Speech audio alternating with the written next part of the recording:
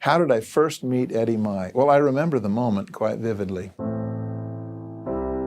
I first met Eddie Mahe when I was director of the Democratic Congressional Campaign Committee, and he had one of the 1,000 titles he's had at the RNC, and we were talking about special elections in the first year of the Carter administration. It was 1976. I was managing a gubernatorial campaign.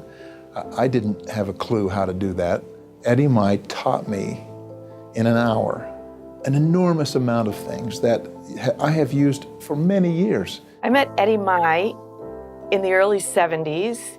I was the youth director for the New York Republican State Committee. I was a young lawyer working at the National Republican Senatorial Committee. Little did I know that I would join the legion of people that Eddie has nurtured and mentored and occasionally even brutalized. But it was the start of what's become a 35-year friendship and relationship.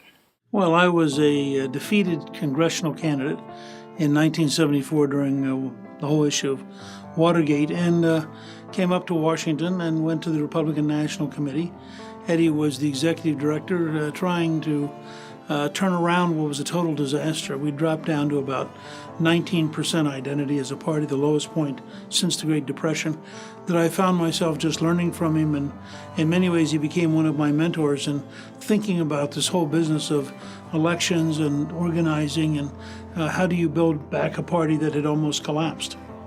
When I first met Eddie, I thought, who's this guy? Brush cut, funny glasses, short sleeve white shirt, no tie or a loose tie. He certainly didn't have the image of the spiffy Washington political consultant. Eddie looks like he walked right out of mission control in NASA in the 1960s.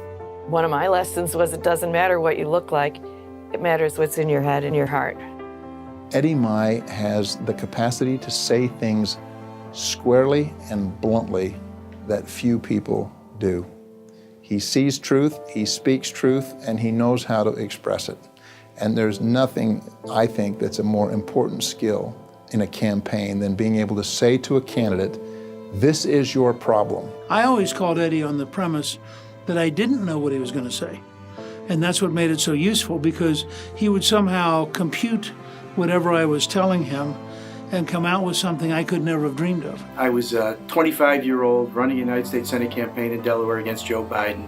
And I got a call from Eddie one night. He said, meet me for breakfast at 7 o'clock in the morning at the Hotel DuPont. He said, I want you to know that if you expect everyone in your campaign to live up to your A level of expectations, you're going to lose and you're going to fail. Got up, put down his coffee, and walked away. And for 35 years in my political life and business life, I've never forgotten that. Don't ever forget, Eddie Mahe said, to do the right thing. Do not worry about what other people are going to say about it, if you know it's the right thing. I've had the privilege of working with Eddie Mahe on a number of campaigns, but one day I'll never forget is September 11th, 2001. We were in a meeting with Governor Keating in the morning in Oklahoma because Eddie and I were working on a right-to-work initiative there, and the governor had to excuse himself for a few minutes after we'd heard one of the towers in New York had been hit. The governor then came back into the room and said he was sad to tell us that Oklahoma City was now the site of the second worst terrorist attack in American history. And we excused ourselves from the meeting and went to watch the events of the day unfold. And I was with Eddie for the entire day, and together we were shocked, together we grieved. But Eddie was the first one to begin to refocus us on the task at hand, which was the looming election, the expression of democracy.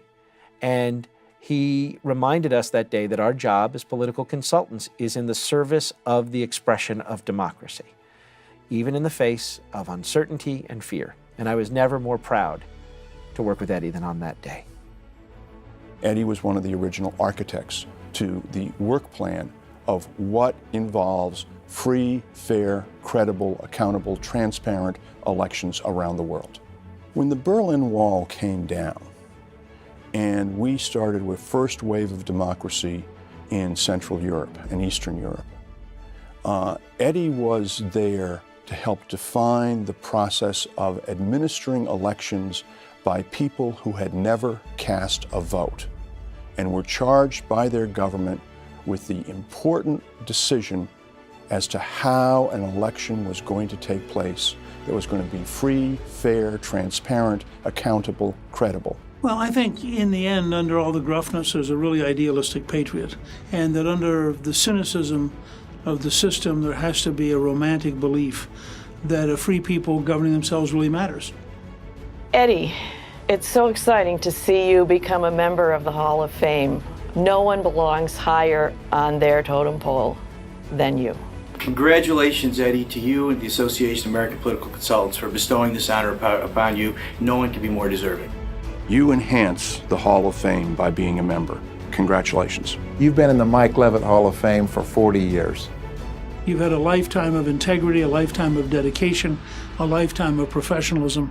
And if anybody earns this award, it's you. And as your friend and as your student, I congratulate you on a great achievement.